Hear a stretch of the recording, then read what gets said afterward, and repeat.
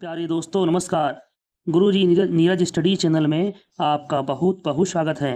दोस्तों आज का हमारा टॉपिक है हिंदी व्याकरण के अंतर्गत अनेकार्थक शब्द को बेसिक से समझना, जो कि सभी कॉम्पिटिटिव एग्जाम के लिए वेरी वेरी इंपॉर्टेंट है। तो दोस्तों वीडियो पूरा देखिएगा, स्किप नहीं करिएगा, जिससे आपको पूरा लाभ मिल सके। चलिए दोस्तों, वीडियो शुरू करने से पहले हमारा एक छोटा सा रिक्वेस्ट है कि वीडियो अगर थोड़ा सा भी हेल्पफुल लगे आपको तो लाइक कर लीजिएगा और प्लीज़ हमारे चैनल को सब्सक्राइब अवश्य कर लीजिएगा, जिससे वीडियो के अपलोड होने की सूचना आपको मिल सके। और एक प्यारा सा कमेंट करके अवश्य बताइएगा। तो चलिए दोस्तों शुरू करते हैं आज का सेशन। आज के सेशन की शुरुआत हम अनेकार्थी शब्द के परिभाषा से करते हैं। इसको हम बिल्कुल ही बेसिक से जानने की कोशिश करेंगे। यह सभी प्रतियोगी परीक्षाओं में, जैसे प्राथमिक शिक्षक भर्ती, प्राथमिक शिक्षक वर्ग 3 सिलेक्शन एग्जाम, चाहे उच्च माध्यमिक शिक्षक वर्ग 1 पात्रता परीक्षा और अन्य सभी परीक्षाओं के लिए बेहद ही खास है हिंदी व्याकरण का यह टॉपिक। तो सबसे पहले हम इसकी परिभाषा जानेंगे प्यारे साथियों। परिभाषा है अनेकार्थी शब्द। इससे इसके शब्द से इसका अर्थ स्पष्ट हो रहा है। फिर हम परिभाषा पढ़ करके इसको जानने की कोशिश करते हैं। अनेकार्थी का अर्थ है अनेक अर्थ प्रदान करने वाला। अनेकार्थी शब्द का अर्थ है अनेक अर्थ प्रदान करने वाले शब्द अनेकार्थक शब्द कहलाते हैं। इसको उदाहरण से देखते हैं। जैसे जैसे फल, जैसे फल। अब फल का अनेकार्थी साथियों देखिएगा, परिणाम, पेड़ का फल, भाले की नोक। साथियों फल ही है। फल शब्द के अनेक अर्थ हैं। यहाँ पर फल के अनेक अर्थ हैं। जब परिणाम, जब हम कोई परीक्षा देते हैं तो उसको हम उसके रिजल्ट जब उसका रिजल्ट निकलता है, तो जब परिणाम आता है तो उसको हम परिणाम कहते हैं। माने कर्म के बाद जो फल की बात आती है वह हमारा परिणाम कहलाता है। पेड़ का जो फल है उसे भी फल कहते हैं, पेड़ के फल को भी फल कहते हैं, और यहाँ परिणाम को फल, और भाले की नोक को भी हम फल कहते हैं।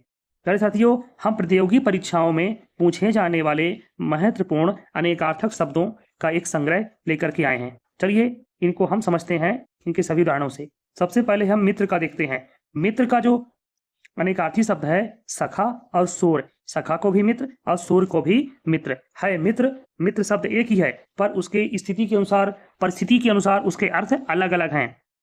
जैसे मधु। अब मधु को हम शहद भी कहते हैं, मीठा भी जानते हैं, मदिरा भी कहते हैं, बसंत ऋतु भी कहते हैं, पुष्प रस भी कहते हैं। इस प्रकार से अनेक अलग अलग अर्थों से मधु को जानते हैं। आगे देखते हैं साथियों। अब नाग का देख लीजिएगा। नाग का देखिएगा, नाग सर्प को भी नाग, हाथी को भी नाग, पर्वत को भी, बादल को भी, सीसा को भी, वृक्ष को भी, ये सभी नाग के अनेकार्थक शब्द हैं। ये नाग के अनेक अर्थ हैं, ये सभी याद रखिएगा। अब आगे है सारंग।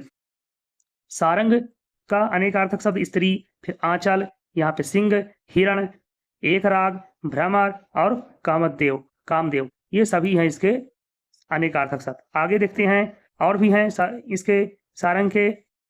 यहाँ भ्रमर भी है, एकराग, भ्रमर, कामदेव, बादल, कपूर, राजहंस, जातक, कोयल, धनुष, मोर, दीपक, मधुमक्खी, भूषण, पपीहा, शंख, कमल आदि, ये सभी बेहद ही महत्वपूर्ण हैं। इनको 1 से 2 बार अगर आप देख लेंगे तो यह बिल्कुल नहीं भूलेंगे और हमेशा याद रहेंगे। चलिए पानी का देखते हैं। पानी का है जल, इज्जत, चमक, लज्जा, मर्यादा। ये सब पानी, यानी कि जैसे आदमी, जैसे हम कहते हैं जल, जल बोल दिया तो पानी, जल, पानी का अर्थ जल। फिर इज्जत, जैसे कहीं किसी ने हमारा इज्जत खराब किया तो बोलते हैं हमारा पानी खराब किया, इज्जत खराब किया, है ना, पानी पानी कर दिया बोलते हैं ना। उसी तरह से इसके अनेक अर्थ है। चमक, उसका चमक फीका पड़ा है। लज्जा, मर्यादा, ये अनेक अनेक अलग अलग अर्थ हैं, लेकिन शब्द एक ही है और अर्थ अलग हैं। इसके पहले हम पर्यायवाची के बारे में पढ़े थे साथियों। तो पर्यायवाची में एक शब्द के अनेक नाम, यानी कि समान अर्थ, अर्थ समान है, शब्द अलग अलग हैं। शब्द जो है अलग अलग हैं पर अर्थ क्या है, एक है। तो वो समानार्थी थे, लेकिन जो अनेकार्थी हैं वह शब्द तो एक है पर उसके अर्थ सभी के अलग अलग हैं। जैसे धतूरा, अब कनक को धतूरा भी कहते हैं, स्वर्ण भी कहते हैं, गेहूं भी कहते हैं, टेसू भी कहते हैं, पलास, टेसू या पलास, ये सभी नामों से हम इसको जानते हैं। आगे देखते हैं साथियों अंक। अंक को हम संख्या भी कहते हैं। अंक गोद, गोद को भी अंक कहते हैं। नाटक का भाग भी अंक ही कहलाता है, नाटक का भाग भी अंक कहलाता है। चलिए आगे देखते हैं अंबर। अंबर, अंबर को आसमान भी कहते और वस्त्र भी कहते हैं। जब ऊपर की बात आती है तो आसमान, और जब पहनावे की बात आती है वस्त्र, इन दोनों को हम अलग अलग अर्थ जानते हैं। और शब्द है अंबर। अब उत्तर को हम दिशा भी कहते, जवाब भी कहते। जब हमसे साथियों कोई प्रश्न पूछता है, जब हमसे कोई प्रश्न करता है तो उसका हम जवाब देते हैं, क्या देते हैं? जवाब, उत्तर देते हैं, तो उसको भी उत्तर कहते, और दिशा भी उत्तर, उत्तर दिशा भी है। अब आगे देखते हैं सोम। तो सोम का है, सोम दिन को, सोम को हम सोमवार भी कहते हैं और चंद्रमा भी कहते, दिशा भी कहते, कुबेर भी कहते, यम भी कहते, अमृत के। इन सभी नामों से हम सोम को जानते हैं। यथा स्थिति परिस्थिति के अनुसार इनका परिवर्तन होता रहता है, पर अर्थ तो अलग अलग हो रहे हैं। शब्द एक है और अर्थ अलग अलग यहाँ पे हैं। चलिए, कर को क्या कहते हैं? कर, तो कर को हम हाथ भी कहते हैं, टैक्स भी कहते, करना भी। जब हम हमारी जो आय, जो नियत किया गया है उससे जब अधिक होता है, नियति से जब अधिक होता है, जो अर्हता उससे ज्यादा होता है, मापदंड से ज्यादा होता है, तो हमको टैक्स देना पड़ता है। उसको हम फिर कर भी कहते हैं और अंग्रेजी के शब्द हम टैक्स भी कहते हैं, पर उसके अर्थ तो अलग हुए। कर को करना भी होता है, हाथी की सोट भी होता है। अनंत को देख लीजिए, अनंत अंतरिक्ष की जब बात आती है, क्योंकि हाथियों अंतरिक्ष ऐसा जिसका कोई पार नहीं पा सकता, अनंत है, कोई उसका आकलन करना आसान नहीं है, तो इसलिए जैसे तारों गिनना आसान नहीं है, तो ब्रह्मांड एक अंतरिक्ष अनंत है। ऐसे ही आकाश को, आकाश हो चाहे अंतरिक्ष हो, ब्रह्मा हो, समुद्र हो, इसकी गहराई नापना समुद्र को असंभव है। तो इस प्रकार से अनेक अर्थ हैं, लेकिन शब्द तो एक ही है। अब विधि को देख लीजिएगा, विधि को देखिए, विधि में, विधि को जब देखते हैं तो विधि, तरीका, विधि का देखिए तरीका, भाग, कानून, रीति, विधाता, इन्हें अलग अलग इसके अर्थ हैं। तो शब्द एक है पर अर्थ अलग है। कपि का देखिए, कपि, कपि को बानर को भी कपि कहते हैं, हाथी को भी कहते हैं और सूर्य को भी कहते हैं। चलिए आगे देखते हैं।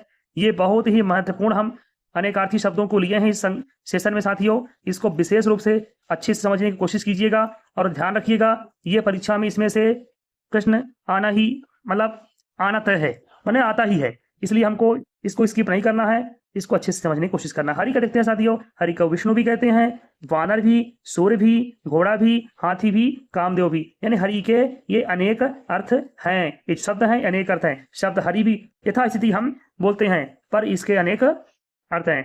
कर्ण का, कर्ण को कान भी कहते हैं, और कुंती पुत्र जो थे वो कर्ण थे, दानवीर कर्ण जानते होंगे, और त्रिभुज की भुजा को भी हम कर्ण कहते हैं गणित में। और आंख का देखिए, आंख को वर्ण भी कहते, और आंख वर्ण भी कहते, और नष्ट न होने वाला, नष्ट न होने वाला भी हम आंख को कहते हैं, और परमात्मा भी कहते हैं आंख। तो अलग अलग अर्थ हुए ना इनके सबके। चलिए अब आगे देखते हैं। आगे है जैसे कि अरुण, अरुण का देखिए, अरुण को सूर्य भी कहते, लाल भी कहते, और सूर्य का सारथी भी कहते। आदर का देखिए, होठ भी है, बीच में भी है, शून्य भी है, नीचा भी है, मध्य भी है, आदि अलग अलग अर्थों से इनको हम जानते हैं। चलो अधर, चलिए अधर का हो गया। अब आगे देखते हैं अज का। अज का जन्मा भी कहते, बकरा भी कहते, दशरथ के पिता को भी हम अज कहते हैं, और ब्रह्मा भी कहते हैं। चलिए तो अगला है अंश। आगे है अंश। अंश को क्या कहते हैं? अंश को हिस्सा भी कहते हैं, जैसे किसी का हिस्सा हुआ, बंटवारा हुआ। किरण भी कहते हैं अंश को, एक और कोण के भाग को भी हम डिग्री या अंश कहते हैं, यानी अलग अलग अर्थों से जानते हैं अंश शब्द को। अब अवस्था, अवस्था देखिए, अवस्था को स्थिति भी कहते, उम्र भी कहते हैं अवस्था को, और दशा भी कहते, और परिस्थिति भी कहते हैं। साथियों याद रखिएगा, अच्छे से समझने की कोशिश कीजिएगा। और आगे हम कन्या को देखते हैं, तो कन्या को कुमारी भी कहते, लड़की भी कहते, और कन्या राशि भी कहते हैं, पर शब्द एक है और अलग अलग इसके अर्थ हैं। आम का देख लीजिए, आम को सधारण भी कहते, एक विशेष फल भी है, आम एक विशेष फल भी है, एक पार्टी भी है, एक आम आदमी भी है। आगे आगे देखते हैं साथियों, बेहद ही मोस्ट इंपॉर्टेंट है। चलिए कक्ष को देखिए, कक्ष को हम क्या बोलते हैं? यहाँ पे कै हो गया साथियों, का है का, इसको याद रखिएगा, थोड़ा त्रुटि हुआ है यहाँ पे। हम कमरा, कक्ष को कमरा भी कहते, और सूखी घास भी कहते, कांख भी कहते, सूर्य की कक्षा भी कहते हैं। अतिथि को देख लीजिए, अतिथि को मेहमान भी कहते, और साधु भी है उसके अर्थ, यात्री भी है, और राम का पोता भी। और ऐसे ही अब देखिएगा अपेक्षा, अपेक्षा को इच्छा भी कहते, आशा भी कहते, और आवश्यकता भी कहते हैं। ये सभी इसके अनेकार्थी शब्द हो गए। तो चलिए प्यारे साथियों, आज का हमारे सेशन ये अनेकार्थी वाला कंप्लीट हुआ। उम्मीद है कि आपको वीडियो पसंद आया होगा।